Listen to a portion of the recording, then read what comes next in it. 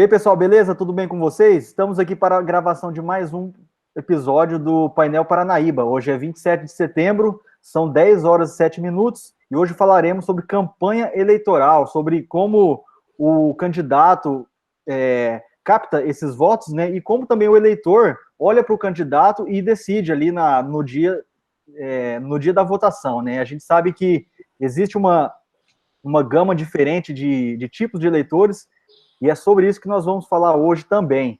Então, estou aqui com o meu amigo Kleber Augusto Lima. Bom dia, Kleber. Oi, bom dia, Júnior, bom dia, professor Wesley. Estamos aqui nesse domingo novamente, né? Vamos lembrar que é um início de primavera e estamos ali adentrando numa nova estação e que essa estação nos traga flores e alegrias novas, né? Bom, o tema de hoje, como a gente havia conversado, como você já iniciou, nós vamos analisar qual é a visão que um candidato, como que o candidato vai mostrar-se, né, para o público que é nesse momento chamado de eleitor, né, mas um público que também tem ali os seus desejos, os seus anseios e o que ele vai buscar no candidato, né? Então, a campanha, a publicidade da eleição, ela tem condições ali de captar, né, os votos mais voláteis, né? Ela vai ali dentro da campanha, ele consegue imprimir a ideia, imprimir a figura do candidato. Então, é de suma importância esse período, tanto que ele dura apenas 45 dias, né? Tamanha a importância da questão da publicidade de um candidato nesse momento. E vamos lá, vamos refletir a transmissão dessas ideias, dessas imagens, como que os candidatos farão ela para convencer o eleitor, né? É o convencimento, é a arte do convencimento ali através do marketing. Vamos lá, passa a palavra aí, professor. Bom dia, Kleber. Bom dia, Ailton. Então, mais uma vez estamos aqui, né, para discutir um pouquinho sobre políticas públicas, de como o eleitor enxerga e percebe o candidato, de como o candidato vende a sua imagem, vende as suas ideias, vende as suas propostas, né? Então, a gente vai discutir sobre isso hoje. Grato pelo convite. É isso aí, professor Wesley está aqui pela segunda vez como nosso convidado, e como eu disse na abertura, vamos hoje falar então sobre campanha eleitoral. Hoje, no dia 27, começa de fato a campanha, né? Hoje é permitido já os carros de som, é permitida a propaganda em rádio, TVs, a propaganda impressa também dos santinhos, o pessoal vai começar a ver por aí no dia a dia, né?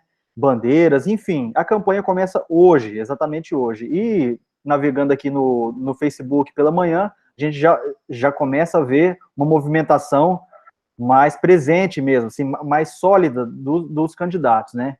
E algo que a gente vem refletindo, eu estava refletindo durante essa semana, é que assim, eu divido o eleitorado em 3 grandes grupos. Nós temos aquela pessoa que não vota, que não vai votar, né? Ela fica de fora, ela anula seu voto ou realmente não participa. Na outra ponta, nós temos o eleitor que ele já definiu o seu voto, ele está junto do candidato, e ele vai manter esse voto até o final da campanha. Então, ele optou por um candidato hoje, e ele vai até o final da campanha com esse voto. Então, é esse capital eleitoral aí que os candidatos já têm, né? Seja os companheiros de partido, os familiares, os cabos eleitorais, no caso dos candidatos a prefeitos, os candidatos a vereador que estão ali em volta da chapa, né, eles também formam esse capital fiel, né, esse eleitor fiel, mas é no meio do espectro em que a coisa fica mais interessante. Por quê? Porque nós temos aí o eleitor que está indeciso, o eleitor que tem, de repente, uma predileção de um candidato, mas ainda não está convencido. Nós temos, então, o que a gente pode falar de voto flutuante, né? O eleitor, hoje eu estou com um candidato na cabeça. Aí amanhã ele conversa com outro cara, ele falou, rapaz, mas, pois é, esse cara aqui também pode ser. Enfim, esses 45 dias, o marketing eleitoral vai trabalhar em cima desse eleitor, que é o eleitor que ainda não se decidiu, né? E dentro dessa indecisão, a gente também pode abrir o leque em duas grandes categorias, que é o seguinte: o eleitor ele escolhe o candidato por alguma afinidade, né, seja pessoal ou seja de ideias, ou também ele tem aquela opção da rejeição. Às vezes ele não sabe quem que ele votou ainda, mas ele sabe em quem ele não vota de jeito nenhum, né? Então, e nesse tipo de propaganda, né, sabendo disso aí, é que as campanhas trabalham. Por exemplo, você tem a propaganda positiva do candidato, ó, eu sou fulano, tá aqui minhas propostas, eu tenho família, eu já fiz isso, eu fiz aquilo, enfim, essa é a propaganda positiva. E também nós temos a propaganda negativa, que nem sempre ela parte do candidato em si, mas parte ali do cabo eleitoral, do pessoal que está ali em volta da campanha, né? Então, o que é a propaganda negativa? É falar mal do outro, ou falar as verdades do outro. Então, até certo ponto, isso aí é natural, é comum. Por exemplo, ó, eu não voto naquele candidato lá porque, sei lá, ele uma vez ficou devendo para mim e eu acho que ele não é uma boa pessoa. Isso aí, né, é uma justificativa, isso aí, porque também o eleitor, ele tenta enxergar o aspecto humano do candidato para daí fazer um exercício de imaginação para quando o cara estiver com o poder na mão. Então, o eleitor... E nessa pré-campanha a gente já viu essas propagandas do negativo, né? Ela circula ali, a gente nunca sabe quem é que cria, mas você sabe contra quem que ela é, né? Porque isso é... Então, assim, depois os colegas podem falar aí até que ponto que vocês analisam isso aí, até que ponto é válido, né? E até que ponto é ético também essa propaganda do negativo, até que ponto ela pode ser válida, né? E só para encerrar aqui essa abertura, eu analiso assim, a campanha eleitoral, né? Ela é de fato, ela é uma mini guerra, né? Porque o próprio nome campanha, né? Em guerra a gente usa também esse termo. Dentre esses eleitores fiéis ali que estão junto com o candidato, eu faço uma analogia com a guerra, porque assim, numa guerra você também tem um exército de mercenários. E aqui não estou não estou assim dando uma ênfase negativa a que a palavra tem. O mercenário é aquele que na guerra, né, é um exército de pessoas que ele recebe dinheiro para lutar por aquela causa. É uma certa garantia que todas as chapas têm ali, eu tenho tantos cabos eleitorais, né, ali provavelmente vai ter tantos votos. Então, eu passo a palavra aí para os colegas aí tecerem suas considerações sobre esse período de campanha. Bom, a consideração que eu quero ali começar sobre esse período. Esse período de campanha publicitária, ele envolve ali hoje já alguns valores a mais, né? A sociedade hoje, ela já tem embutida no seu âmago ali alguns valores a mais. Por exemplo, valores como ambição, ganância, né? São valores que a campanha negativa, como o Júnior colocou, elas vão começar a ganhar forças, né? Você imprimir no seu adversário esses defeitos da personalidade humana, né? Esses defeitos que, quando estão no poder, criam ali tiranos, criam ali pessoas inescrupulosas, porque quer conhecer a pessoa, põe ele no pedestal, né? Aí a gente vai conhecer realmente.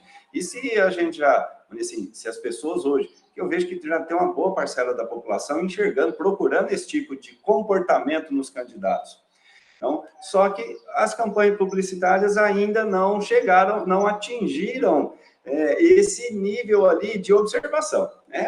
As campanhas publicitárias de início ali, elas estão seguindo um clichê, um clichêzinho ali básico, né, de postagem, formato. Deduzo eu, não estou ali no meio, mas deduzo eu que seja toda ela já tudo partidário, né? Essa é um trabalho do partido, então o partido que faz esse tipo de coisa. Então, os partidos estão, eu vejo assim, seguindo clichês. O modelo, o formato de campanha é semelhante ao que foi na passada. Tá? Então, esses clichêzinhos aí é o que está dando para observar nesse início, que desde ontem, né? Vamos assim dizer. E dentro do eleitorado, vamos pegar esse eleitorado que o Júnior colocou ali, né? As 3 categorias. Na categoria que você colocou, que as pessoas já escolheram o seu candidato, são os fiéis, né? Esses são os fiéis. esses fiéis, eles se apaixonam pelos candidatos, certo? É impressionante a intensidade da paixão que chega, mais em torno da figura do prefeito, né? Da figura do chefe do executivo. É impressionante a intensidade das paixões que se alcança ali em algumas pessoas, né? Ao ponto de brigar, ao ponto de perder inimizades. Então, esse é um aspecto que, numa eleição para prefeito, a gente vai ver isso consecutivamente. Eu não acredito que isso vai mudar. Não, essa paixão ela está enraizada. O paranaíbense ali, quando ele quer um candidato a prefeito dele como prefeito, quais são os seus motivos? São vários, né? Vários são os motivos que levam ele a desenvolver essa paixão.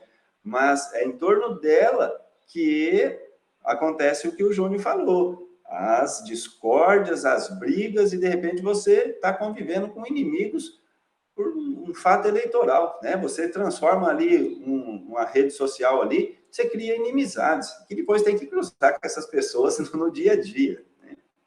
Então, que o eleitorado fique atento a isso, né? Medir as palavras aqui na rede social. As pessoas estão extremamente, às vezes, melindrosas, né?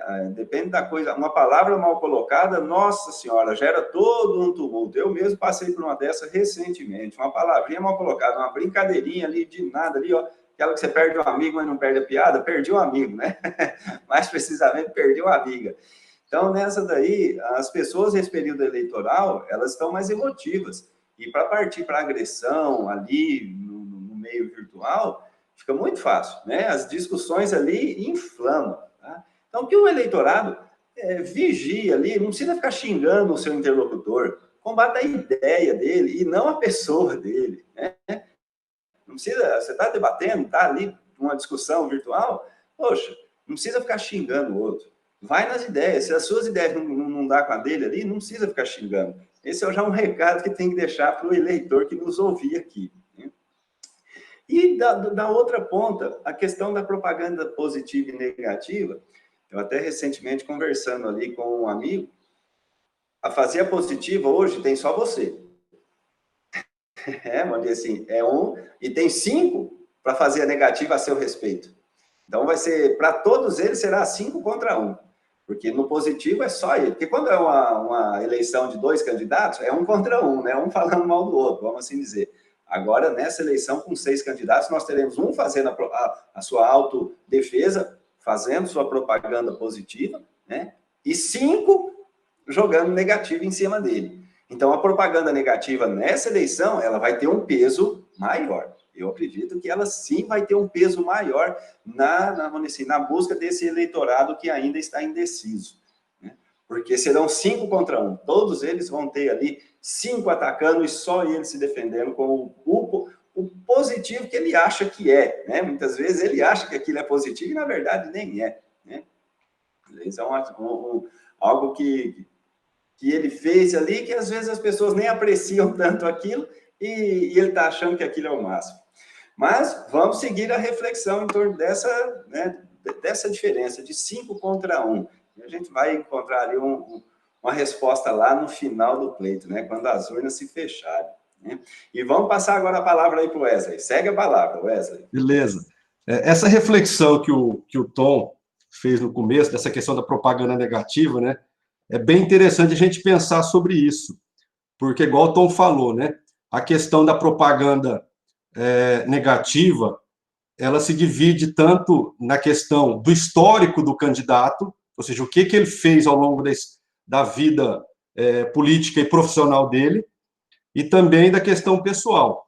Eu fico um tanto quanto reticente quando essas campanhas investem no ataque pessoal, sabe? Em característica de personalidade, a forma que o cara vive, a opção sexual, sabe? Essas coisas eu fico com o pé atrás de ter ataques quanto ao jeito de ser de cada um. Porque a gente está analisando, ninguém é igual. Nós somos, ao mesmo tempo que nós somos iguais perante Deus, nós somos diferentes. E nós temos que respeitar isso, né? Agora, eu acho que os partidos e as coligações devem sim explorar o histórico de cada candidato. O que cada candidato fez como prefeito, como vereador, como profissional, isso tem que ser explorado, sem dúvida nenhuma, de forma ética, de forma respeitosa, né? Agora, é fato também, isso que você falou, Kleber, é extremamente consistente, no sentido assim, nós temos uma população que é apaixonada em política, só que é apaixonada em personagens políticos. Personagem A, personagem B, personagem C. Eu já vi situações aqui em Paranaíba de pessoas saírem no tapa por causa de candidato. Aí você chega para a pessoa para perguntar por que você está brigando. Ah, eu não sei, é porque ele ofendeu meu candidato. As pessoas não discutem projetos, propostas políticas.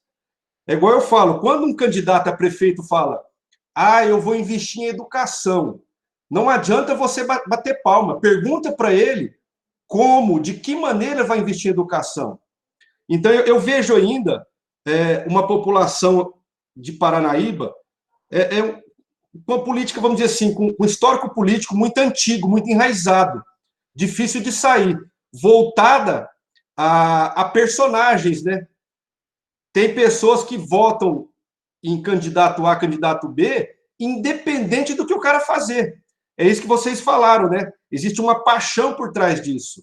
Então, eu fico muito receoso quanto a isso, porque isso dá margem para o pessoalismo, isso dá margem para interesses pessoais. Aí eu voto no fulano porque o fulano vai me garantir um emprego lá na prefeitura. Eu voto no fulano porque o fulano me ajudou a limpar o campo aqui do meu bairro. Sabe? São coisas que lá na frente a política vai cobrar da sociedade isso. No sentido assim, será que esse político que age dessa maneira, com esse comportamento, dando gasolina, será que lá na frente ele não vai tirar isso por trás? Tirar isso de volta? Então eu fico um tanto quanto receoso a isso, né? Agora, é fato que os partidos vão explorar esse aspecto.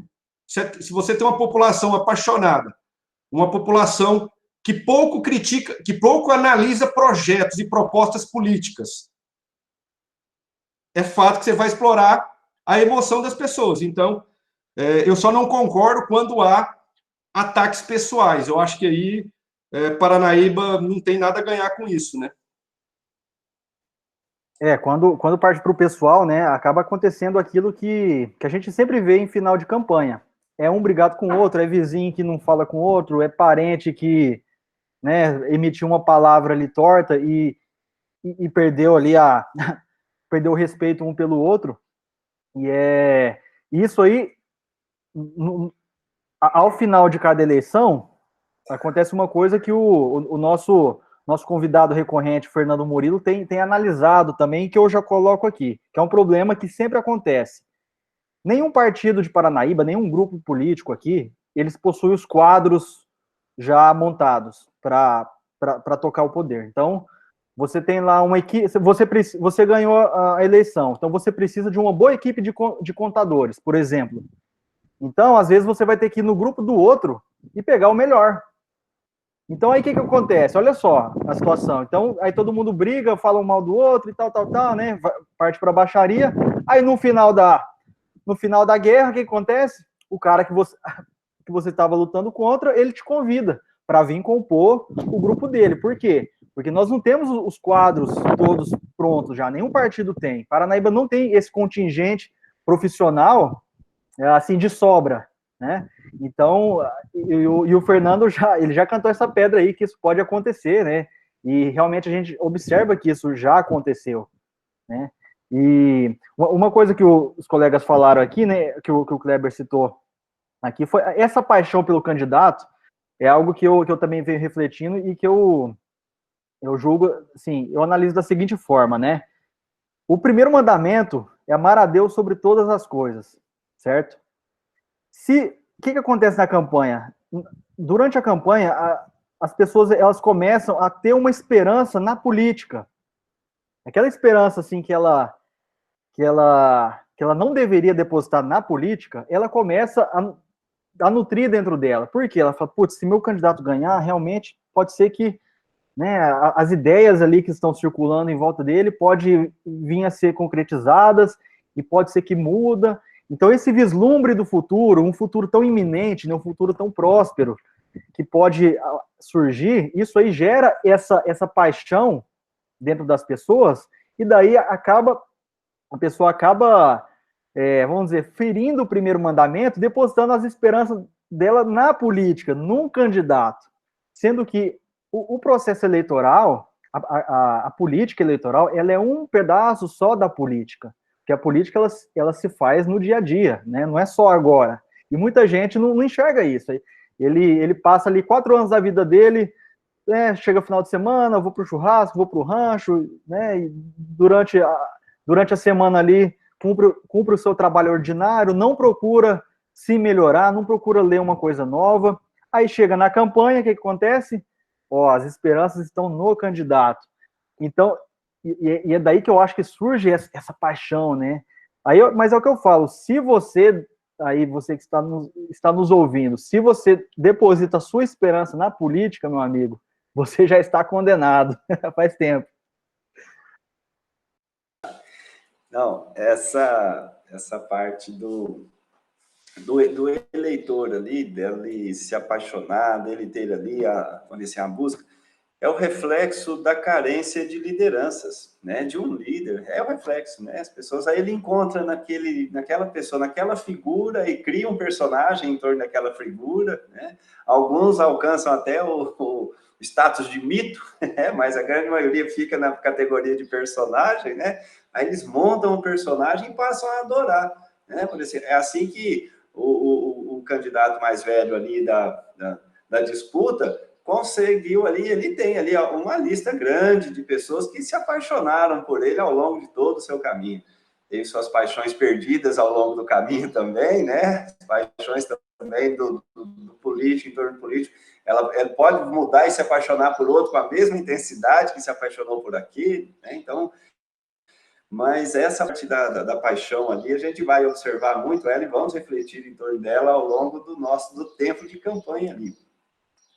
Mas uma parte que eu gostaria também de abrir a reflexão para que o candidato, né, para que os candidatos que aqui nos assistirem, que tiver a oportunidade, por exemplo, a forma como eles estão ali disputando essa eleição, né, como o Wesley colocou, ele vai passar ali o histórico de vida dele, ele vai passar ali o trabalho que ao longo da vida ele realizou, né? Essa montagem do seu currículo, vamos assim dizer, acho que é assim que é melhor resumir, né? A transmissão desse currículo pessoal, analisar assim, qual é o peso dele na decisão, né? Assim, qual é o peso do currículo para o eleitor escolher aquela pessoa? Será que o peso do currículo tem esse valor assim, desse tamanho?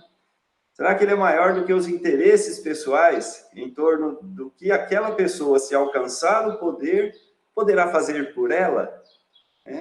Eis ali aonde que entra o poder de decisão individual, né?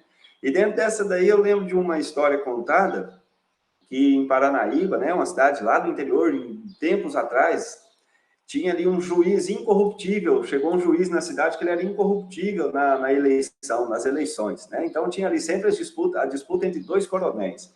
E chegou um juiz que ele era firme mesmo, né? Logo que ele chegou, ele foi recebido pelos coronéis, um foi fazer a visita ali, fez uma proposta, e o juiz firme ali no seu propósito de manter a eleição lisa, firme, recusou, né, aqui eu não tenho, essa negociação não me cabe. Logo em seguida recebeu a visita do outro que também lhe fez uma proposta, também foi recusado. E ao longo de todo o processo eleitoral, que era muito mais longo do que hoje, os 45 dias, eles foram ampliando as propostas perante o juiz. E quando chegou na última semana antes do pleito, um dos coronéis fez uma visita e ali ele apresentou uma proposta que o juiz bateu a mão e agora você chegou no meu preço. Então, eis a pergunta que deixo aqui para todos, né? Qual é o seu preço? Aonde está o seu valor? Qual é o seu preço? E assim fica para o eleitorado e fica também para os candidatos essa pergunta. Qual é o seu preço? Até que ponto você suporta a tentação? Até que ponto você vai ceder e corromper-se? Será que o eleitorado já se corrompe com R$50? Será que ainda existe? Existe alguns ainda que se corrompem por R$50, né? Existe. Qual é o preço para um cargo cujo a forma de você alcançar ele é praticando crimes? Porque a compra de voto é um crime, né, elencado nos códigos penais brasileiros. Então, qual é o preço dessas pessoas que, para alcançar um cargo, têm que praticar crimes? Eis a questão. Né? Vamos levar a ideia para os dois. Qual é o preço dessas pessoas? E passo a palavra aí para o professor. Interessante essa colocação que o Kleber fez sobre a questão da liderança, né? A sociedade, ela vem buscando, inclusive na eleição presidencial, ela vem buscando um super-herói, alguém que vai entrar e vai resolver todos os flagelos da sociedade. E, de repente, ela coloca, igual o Ailton falou, ela coloca todos os seus anseios, as suas expectativas, as suas necessidades nesse personagem. Agora, é fato que o político, o prefeito, vamos assim dizer, que a gente vai estar discutindo aqui, ele sozinho não consegue fazer muita coisa. E quando a gente analisa o prefeito, ele tem que ter essa capacidade de liderança. E a liderança, ele precisa ter a capacidade de influenciar pessoas. Mas ele não pode só influenciar pessoas a partir das suas características, a partir da forma como ele pensa. Ele precisa influenciar também, principalmente com a sua capacidade de gestão, a forma como ele vai gerir as políticas públicas. Então, o prefeito, agora os candidatos estão mostrando as suas propostas, a sociedade vai avaliar esses personagens. Agora, eles precisam apresentar propostas consistentes, eles precisam apresentar propostas que realmente vai trazer alguma mudança efetiva para Paranaíba. Não é só dizer, eu vou fazer isso na educação, na saúde, no meio ambiente. A gente quer um prefeito que consiga, de alguma forma, mobilizar a cidade para que todos os órgãos representativos, toda a sociedade possa participar da política. E para a sociedade participar, o prefeito tem que dar abertura. Ele tem que confiar na cidade, ele tem que confiar na população e dar abertura na tomada de decisão, dar abertura na transparência das contas públicas. Então, é uma série de aspectos que precisa se discutir a partir do personagem prefeito. Ele precisa ter a vontade de fazer e ele precisa ter a capacidade. E também colocar gente, vamos dizer assim, atrás dele que tenha capacidade. Então, nessa composição política, é fundamental que não fique só no critério político, mas também fique no critério técnico, né? Uma pergunta que eu já faço aqui para o professor, analisando, então, as propostas de cada um, né, dos candidatos a prefeito, como que o eleitor, então, até que ponto o eleitor ele pode confiar nessas propostas, e o que significa essas propostas que já estão protocoladas agora, o que significam elas após o pleito? Se isso aí pode ser um instrumento de pressão popular, ou se depois, ou se o prefeito é obrigado a fazer aquilo, como o senhor avalia esse item, né, que faz Sem parte dúvida. aí do... A questão das propostas de governo nada mais é do que um planejamento, né? Um planejamento é um plano que vai levar à ação. Então, a gente tem que, sim, analisar esses documentos. Inclusive, eu baixei os seis planos de governo e eu vou começar a analisar em cada eixo. E é interessante que a sociedade precisa fazer isso também. A sociedade precisa seguir esse documento. E a decisão de voto, ela precisa se basear nessas propostas. Eu acho que esse é o documento que o candidato coloca efetivamente aquilo que ele pretende fazer. Então, a sociedade vai ter que comparar entre os 6 candidatos a prefeito a partir das propostas de políticas públicas. Porque se o cara não coloca nada, ou se coloca alguma coisa de forma muito superficial, você já percebe que ele não tem preparo ou ele não tem interesse em realmente fazer algo diferente, fazer algo planejado. Então, se as pessoas não conseguiram planejar até agora, desse pouco mais de 2 meses aí, possivelmente a gestão pública na prefeitura não vai ser planejada. O cara vai entrar lá e vai continuar tendo uma gestão, vamos dizer assim, comum, tradicional, que busca, vamos dizer assim, até incendiária, né, no sentido de começar a apagar incêndios, né, de não ter nada planejado. Então, me preocupa a população escolher um candidato baseado só na pessoa, baseado só no personagem, né? Então, eu acredito que a melhor decisão do eleitor é a partir da análise das propostas de cada candidato. Dessa parte do plano de governo que o Júnior questionou, a minha dúvida é até que ponto ele influencia a decisão do eleitor. Como o Wesley falou, é difícil, vamos dizer assim, eu não acredito que a maioria do eleitorado usa-se desse instrumento para decidir o seu voto.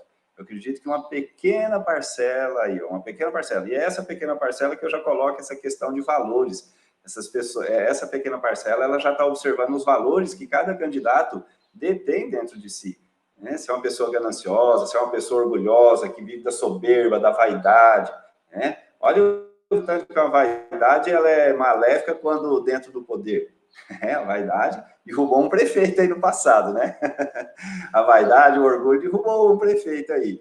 Então, dentro desse plano de governo, voltando a falar dele, vamos analisar, né? A partir do momento que você já baixou os 6, vamos analisar se não é um Ctrl-C, Ctrl-V básico ali, né? Vamos ver se realmente ele é personalizado para os problemas da cidade.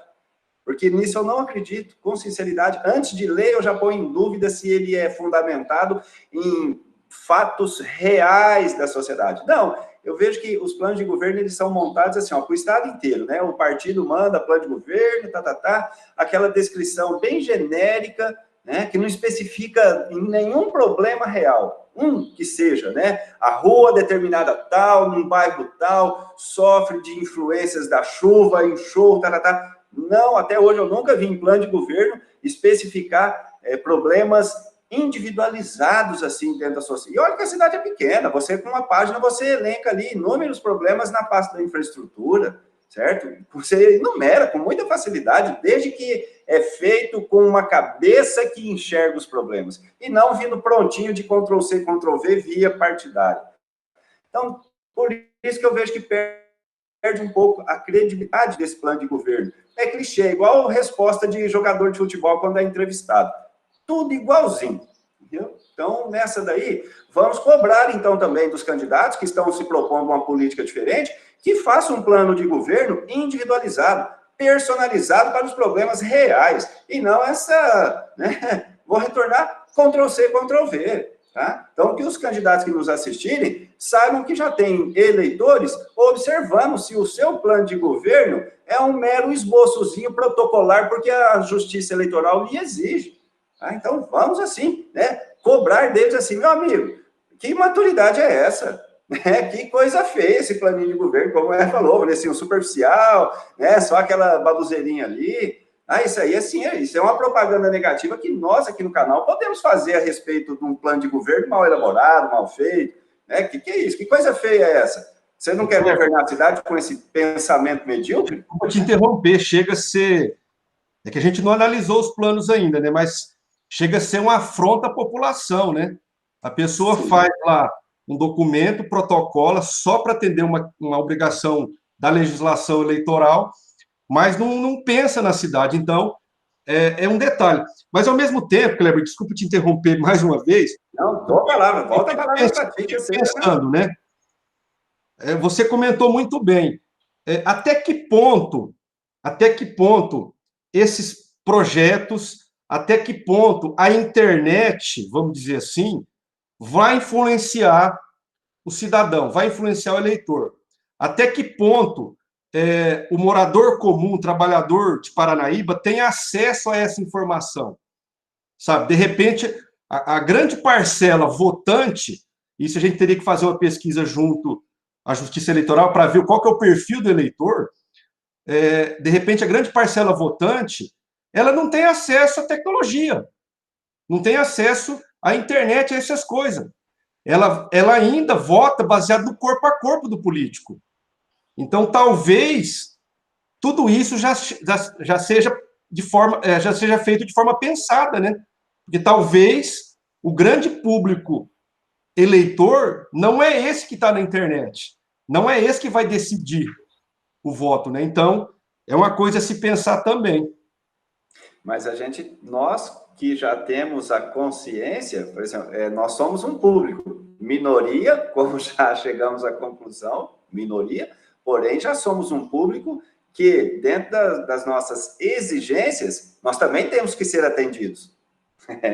Nós também, não é só atender o eleitorado massivo com o pão e circo ali, com o tapinha nas costas e a visitinha pessoal para tomar um café. Ele é um público que vai ser atendido com o básico que ele exige. Mas já tem uma parcela da população, que nós nos incluímos nela, que também merecemos respeito à nossa capacidade.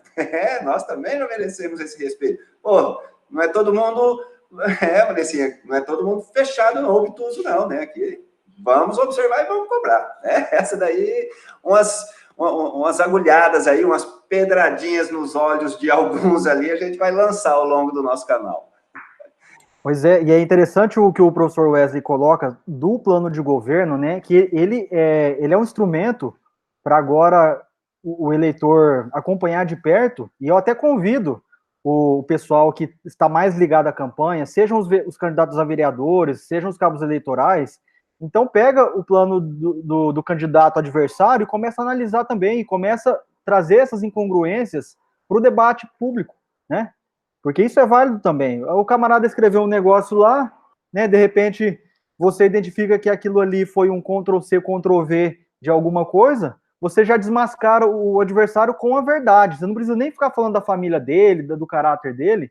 Somente com a verdade você pode minar o adversário. E isso aí, até já convido o professor Wesley para participar mais do nosso programa aqui agora na campanha, fazendo essas análises aí, né, dos planos de governo de cada um, né, seja com alguns vídeos aí rolando durante a semana, ou aqui dentro do programa mesmo, a gente vai conversando aí, mas é interessante que a gente traga, assim, esse plano de governo, para que a gente também acostume o nosso público, para que nós também nos acostumemos a olhar a capacidade de análise de quem está se propondo, né, a ser um prefeito, a ser um vereador também, e para ver como que essa pessoa, qual que é a capacidade dele de identificar um problema, né? Porque, como o Wesley falou, se o cara chegou até aqui, ele ainda não planejou, é porque depois de 1º de janeiro vai ser assim, vai ser algo meio caótico, né? A gestão desse suposto candidato aí, né? Então, a gente espera assim que todos estejam bem preparados para que a cidade possa voltar aos eixos, né? E porque realmente uma coisa que é unânime em todos os candidatos, isso a gente percebe, e eu vejo que eles falam de coração mesmo, é que Paranaíba está ficando para trás. Isso aí é unânime, todo mundo percebe isso. Eu acho que como paranaíbense, a gente tem que ter... Isso toca no nosso íntimo, né? A gente sente vergonha mesmo. Mas a gente espera que isso aí toque realmente os candidatos e que a gente venha a sair dessa condição. E outra coisa também que eu percebo que é unânime em todos eles é que todos querem o bem da cidade, né? Será que isso vai convencer? Então, aproveita aqui, então, eu vou chamar então um vídeo aqui uma poesia do Alípio, sapateiro poeta, que ele já anuncia, estou de olho em você. Então fica aí com poesia do Alípio, o sapateiro poeta, e a gente já volta.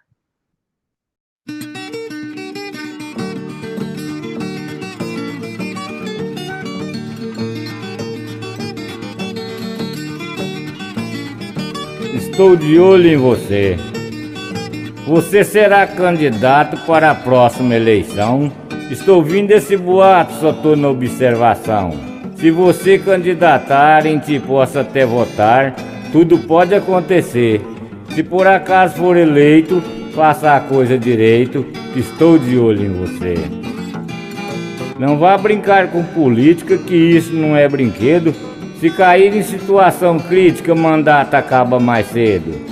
E não fique desolado, o eleitor não é culpado da sua incompetência. O povão colaborou, só que você fracassou por falta de experiência. Você sobe no palanque, pensa que é o dono do mundo, com a voz cheia de arranque que promete o mundo e o fundo. Se ganhar a eleição, logo esquece o seu irmão, não cumpre nem a metade. Arranja tanta desculpa, na oposição põe a culpa, fugindo à realidade. Você não poupa energia quando é época de campanha, trabalha noite e dia e usa suas artimanhas. A fim de ser eleito, faz promessa de todo jeito, trabalha até sem comer. Se conseguir seu intento, capriche e fique atento, que estou de olho em você. Tomara que seja eleito, eu até torço para isso. Seja feliz no seu pleito e honre seu compromisso. É bom já ir entendendo e não fique prometendo aquilo que não vai fazer. Trabalhe com atenção, fuja da corrupção, que eu estou de olho em você. Você que é candidato, está dado o meu recado desse eleitor de fato que não quer ser enganado. Se ganhar a eleição, obedeça a Constituição, cumpra com o seu dever, cumpra o seu que eu cumpro o meu, mas estou de olho em você.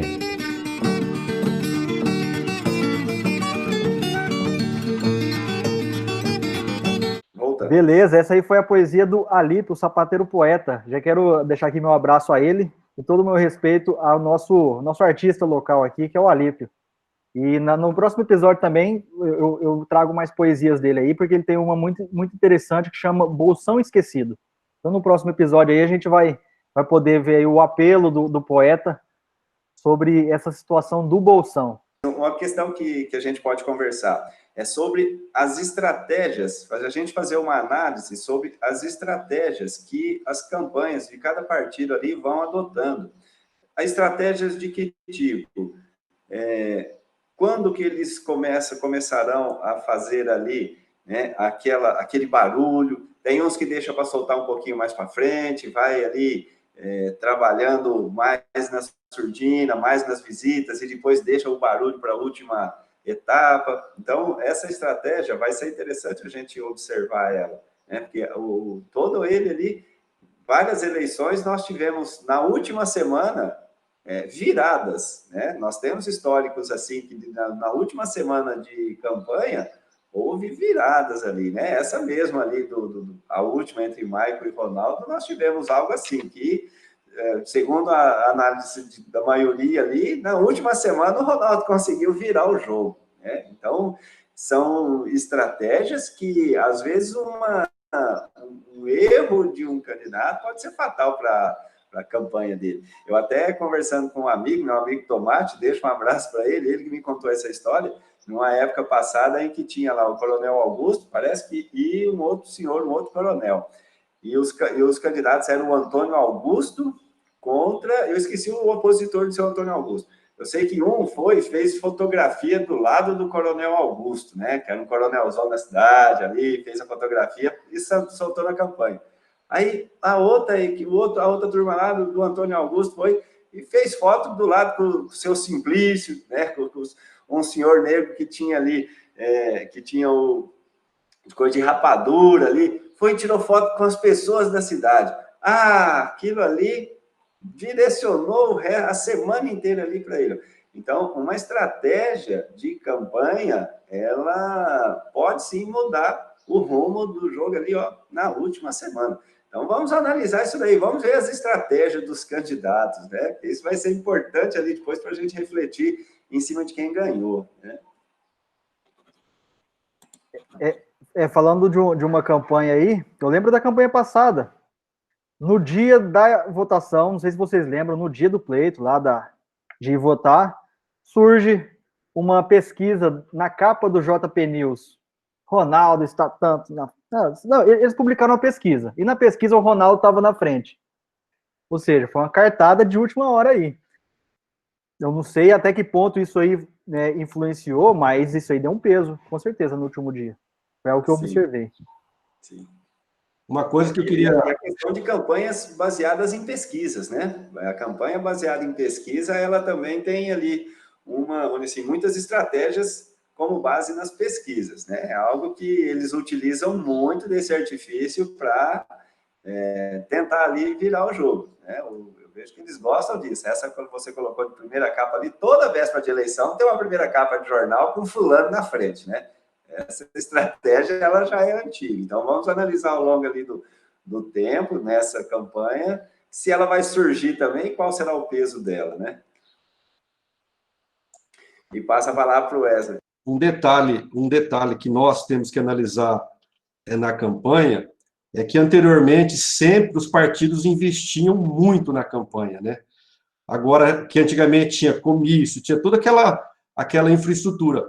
Hoje já não tem mais isso. E o que tinha seria o corpo a corpo, né? A gente fazia aquelas reuniões, o pessoal fazia aquelas reuniões nas casas. Agora a gente não sabe como isso vai acontecer, porque está a pandemia aí. Até que ponto esse tipo de aglomeração vai acontecer? Será que eles vão atropelar a determinação municipal e fazer essas aglomerações? Ou o candidato individualmente vai sair nos bairros aí sem aquela comitiva? Então, são coisas a se pensar, né? Até que ponto eles vão conseguir levar essa comunicação lá para o morador aposentado, lá no bairro? Então, é um detalhe que a gente não sabe de que maneira isso vai acontecer. Talvez o rádio pode ser um caminho, a propaganda no rádio. A propaganda no rádio, ela ainda, ainda a questão do santinho, do material informativo, também pode ser uma estratégia, né? Então, a gente está nessa incógnita ainda, né? Sim. Um tipo de campanha que eu vejo que ele é prejudicial para o candidato, porque ele nos incomoda, é do carro de som na rua. Né? O carro de som na rua não agrega votos e, pelo contrário, quanto mais insistente é o candidato nesse tipo de propaganda, eu acho que mais voto ele pode perder do que ganhar. Então, se algum candidato que estiver nos ouvindo, já fique esperto, tá? Isso incomoda a gente demais, né? E a campanha do Santinho faz uma sujeira na cidade, nas ruas, né? No período eleitoral ali, a gente vê as ruas mais sujas. Infelizmente, o primitivismo de alguns ali, de pegar o Santinho e já jogar no chão, ainda prevalece na nossa sociedade. Dentro dessas eu lembro de histórias que jogava Santinho de avião, não sei se vocês lembram disso. De avião, né? Soltava de avião, verdade, de carro, passava de carro passando, né? Jogava para cima assim, sujava as ruas tudo. E a recomendação, né? Já houve. Uma recomendação que nós temos que deixar para o eleitor, né? Se o seu candidato, e quem está com o seu candidato suja as ruas com o Santinho, não vote nele, porque se ele já não tem preocupação na eleição com a questão ambiental, com a questão da limpeza pública e urbana, imagina após a eleição. Eu acho que o candidato ele tem que ser líder agora e saber conduzir quem está com ele. Agora, se as pessoas não respeitam aquilo que ele determina e sujam as ruas, enche as caixinhas de correio de Santinho, tem vezes que eu abro a caixa de correio e de um candidato tem 50. Então, você não pode esperar muita coisa dele depois.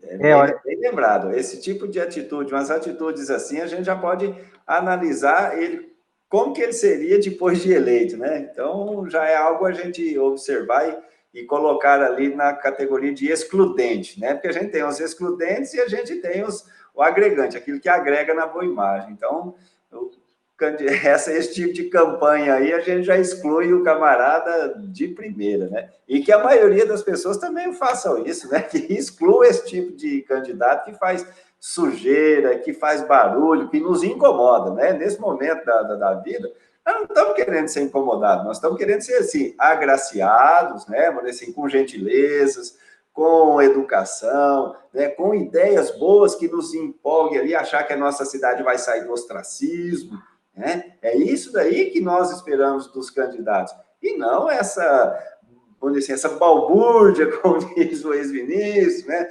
Essa sujeira, né? Vamos dizer assim, esse lixo vale tudo, né? também, que não agrega nada. Então, E, vamos dar novos candidatos. e entrando aí nesse alerta aí ao eleitor, se você percebe que o seu candidato ele está indo aí pro vale tudo para conseguir o cargo, então fique esperto com ele aí, porque esse vale tudo também ele vai usar depois quando ele estiver lá, e ele não vai ter pudor nenhum de se beneficiar primeiro, né? O meu pirão, farinha pouca, meu pirão primeiro, né? Não é assim que diz o ditado? E na política, a gente vê isso acontecendo todo dia, né? Então, se o candidato ele está aí num vale tudo pelo cargo, então é da gente também ficar observando aí e já ir pontuando aí, seja positivo ou negativamente aí para cada um. Um detalhe, né, que a gente tem que comentar, né? A gente começa a perceber os ataques, né? E quando a gente verifica que há muito ataque, é porque, o que eu penso? Ou o candidato que está atacando, ou ele está com medo, ou ele não tem proposta. Então, se está tendo muito ataque contra um determinado candidato, a gente precisa pensar, aqueles que estão atacando têm proposta? Aqueles que estão atacando está com medo? Então, eu acho que a gente precisa refletir nisso. Que não adianta Paranaíba ter candidatos que ficam atacando um ao outro, de forma pessoal. Isso não vai agregar para a cidade. Eu lá quero saber se o cara é A, se é B, eu quero saber se o cara tem capacidade de trabalhar e conduzir Paranaíba. Agora, analisar o histórico de cada um, isso é necessário. Se o cara tem um histórico de vida que não é uma boa pessoa, que não é um bom profissional, dificilmente ele vai ser um bom político. Então, a gente precisa analisar também o histórico. E esse histórico, eu vejo assim, o quanto ele às vezes, o próprio candidato, ele se coloca numa posição limitada. Eu vou explicar se os colegas vão entender. Porque, assim, geralmente os candidatos, eles só aparecem em véspera de campanha, né? E assim, de nenhum desses que estão aí, eu nunca vi um livro escrito por um desses aí. Eles nunca... Então você não sabe o pensamento do cara de fato. Entendeu? Olha aí, nós temos tantos candidatos, mas sim... Nem sobre a história de Paranaíba, né, Tom? Exatamente. Eu acho que se uma pessoa que pensa a longo prazo e ela quer se fazer entendida, ele tem que parar, escrever, ele tem que ir conquistando os eleitores, né? Ele tem que ir se mostrando aos poucos, né? E ir colocando suas ideias mesmo a limpo. E desses aí a gente não sabe muito. A gente sabe o que ele fala, às vezes o que ele fez ali, mas a ideia é clara mesmo. O que o cara pensa do Brasil, da região do Bolsão, quais são os problemas profundos, né, do povo. Isso aí, nenhum desses aí que estão aí, eles até hoje não apresentaram isso aí. E nem sei se teve um candidato desse na cidade, mas fica a dica aí. Escrevam livros. Nossa, Júnior, você colocou um grau de exigência, né, daquele básico do homem, né? Você vai ser um homem quando você plantar uma árvore, escrever um livro, criar um filho, né? Então, nenhum dos nossos candidatos escreveu um livro, né? Mas acho que a maioria já tem os filhos e já plantaram alguma árvore, pelo menos. Será que plantaram árvore? Pelo menos essa daí. Não, essa parte dos candidatos, que também agora, o que eu procuro, o que eu observo no candidato?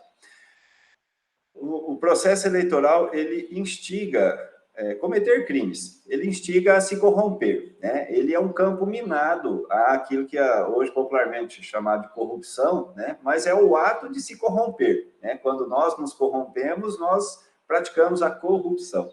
Então, o processo eleitoral, ele é um campo minado para a criatura se corromper, tanto o candidato quanto o eleitor, né? Aí é que eu levo a indagação que fiz atrás. Qual é o seu preço?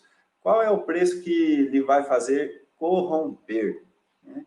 E em torno desse preço que eu procuro olhar nos candidatos, né? Eu procuro ver ali nos candidatos o que poderia corromper essa pessoa. Aí, de repente, você começa a observar que eles já estão se corrompendo, porque os esquemas que se formam para fazer as chapas, já teve corrupção ali nos esquemas, já teve, né? Já teve compra e venda de apoio financeiramente, tá? Então, assim, a partir já... Ou promessas, né? Promessas de cargos, né? Sim, né? Então, o corromper-se já iniciou, já tem muita gente se corrompendo para conseguir o que quer, né? Como diz o ditado, os meios justificam os fins, né? Então, se ele quer o poder, os meios que ele vai alcançar o poder, ele se corrompe com um preço às vezes baixo, né? Qual é o seu preço? O meu é pequenininho, né? O meu é baixinho. Qual que é o seu preço? Um bem material, dinheiro, finança, terrenos, né? Qual que é o seu preço? Então, muitas vezes a gente vai encontrar ali o preço exclusivamente na matéria, no bem material. Não tem um preço altruísta, o meu valor altruísta. Vamos ver se a gente vai enxergar alguns aí, né? Com esse valor altruísta, que realmente despreendido de riqueza, despreendido ali da vaidade, né? Vamos ver. Um cara que fosse cristão, né? Sim, né? Um cristão autêntico, né? Olha assim, em nome de Jesus, muitos vão falar, né? Em nome de Jesus, muitos falarão. Mas quais serão realmente, como que a gente vai observar ali o verdadeiro cristão? Então, que eles fiquem atentos, porque hoje nós já apuramos um pouco mais a nossa ideia de cristianismo, né? Da ideia da mensagem cristã, e aí a gente já enxerga esses valores aí. Eu estava conversando com a minha esposa, eu fico pensando, né? Cara, a gente, na questão do cristianismo, até um tempo atrás eu não tinha Deus na minha vida. Então eu passei por um processo de depressão e comecei a viver com Deus, a sentir Deus na minha vida. Aí a gente pensando, quando a gente pensa em salvação, em busca da vida eterna, eu fico pensando quem promove o mal para a população. Quem tem a obrigação de promover o bem e não consegue fazer isso? Quem, a partir dessa busca da promoção do bem, promove o interesse pessoal? Como que essas pessoas lidam com essa questão vamos dizer assim, da busca da santidade, a busca de viver uma vida seguindo os passos de Cristo? Então, isso me incomoda muito, né? No sentido de o cara se diz cristão, está na política, mas não pensa no povo. Ou se pensa no povo, pensa em tirar o dele também. É complicado, é uma situação que a gente precisa analisar com mais calma. Tem uma... Deixa eu achar aqui, tem uma citação bíblica que eu estava... que eu li essa semana, que está no livro de Habacuque. Achei aqui, Tom, mais ou menos assim, vê se bate aí. Ai daquele que adquire para a sua casa lucros criminosos, para pôr o seu ninho no alto, a fim de se livrar das garras do mal. Acho que é mais ou menos isso, né? Exatamente, é esse versículo mesmo. E no livro ali, no texto, né, são palavras do próprio Deus, a Habacuque, que Deus fala isso, né? Então, olha aí, é algo tão... É algo que qualquer pessoa intui que isso aí é um mal, né? Mas está aí na... porque tá aí na palavra. Eu não sei, vocês, eu imagino que vocês também. Eu acho que a gente tenta pautar a nossa vida pessoal e profissional semelhante aos passos de Cristo, né? De ser uma pessoa boa, de respeitar os outros, de aceitar a diversidade, de buscar promover o bem, de promover o amor. E quando você está numa função que tem o potencial para promover isso de forma maciça, e você não faz, ou por falta de ação ou inação, ou até por corrupção, isso me incomodaria se eu estivesse numa função dessa. Abri aqui rapidamente um ou dois planos de governo, só para vocês verem os verbos que estão... Depois a gente vai analisar com mais calma, só para vocês verem os verbos que estão nesses projetos. Ampliar, oferecer, quer ver o que mais? Criar, mas assim, são frases extremamente pontuais e objetivas que não detalham a forma como isso vai ocorrer. Quando fala assim, oferecer tratamento. E aí? Isso já é feito, já oferece tratamento, mas com que qualidade, com que quantidade? O que você vai mudar no tratamento que está sendo ofertado? Já tem tratamento de saúde. Então, assim, é esse tipo de plano de governo que a gente não quer. Cara... Genérico. Isso aqui foi feito para atender a obrigação legal da legislação. Não tem um planejamento, sabe? De operações contra a dengue. E, isso já é feito. O que vai melhorar? Tem indicador. Fazer de diferente. Eu preciso melhorar 50% na redução dos casos de dengue aqui em Paranaíba. Isso não tem. Pelo menos eu estou analisando, olhei só um aqui bem por cima, então depois a gente vai voltar a analisar esses projetos. Certo. Não, então, e para encerrar, né, para encerrar a minha fala aqui hoje, também vou aproveitar uma passagem ali, né, uma orientação evangélica, que já que nós estamos cristianizamos o nosso debate aqui, né, para os candidatos que querem assumir o poder ali a partir do ano que vem, eu digo que Jesus lá atrás ele orientou que no mundo haverá o escândalo, mas ai de quem vier o escândalo. Então, para aqueles que se corromperem, fiquem cientes disso. A conta retornará a ele, né? A conta retorna. Enquanto não pagar o último ceitil, não sairá desse vale de lágrimas, né? Onde choro e ranger de dentes prevalecem. Tá? Então, fica aí. Para a próxima semana, uma nova reflexão.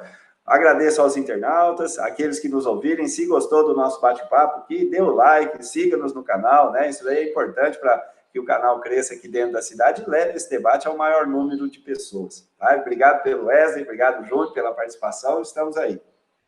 É isso aí, pessoal. Agradecendo mais uma vez você que nos acompanhou aqui.